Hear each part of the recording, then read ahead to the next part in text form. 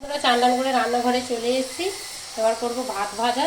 এখানে সবজি কেটে নিয়েছি, ফুলকপি আছে, গাজর আছে, বিট আছে, কড়াইশুঁটি আছে, আলু আর হচ্ছে পেঁয়াজ। আর এই যে এখানে দুটো ডিম নিয়ে নিয়েছি, এই দিয়ে করবো ভাত ভাজা। আর এখানে দু রকম তেল দিয়ে দিয়েছি, সর্ষের তেল, রিফাইন অয়েল দিয়ে দিয়েছি। এই হচ্ছে বাসি ভাত দিয়ে দিয়েছি। এবার চলো ভাতটা ভাজা করে নিই। তো পেঁয়াজগুলো আগে ফার্স্টে ছেড়ে দেবো।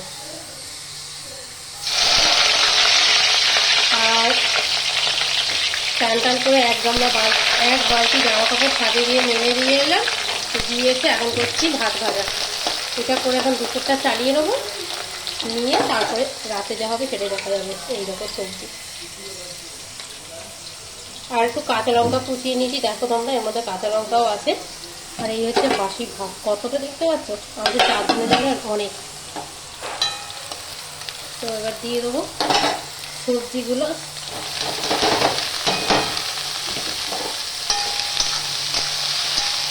সবজিগুলোকে ভালো করে ভাজবো, ভেজে তারপর ডিমটা দেবো, ডিমটাও ভেজে নেবো, নিয়ে ভাত লাস্টে দেবো।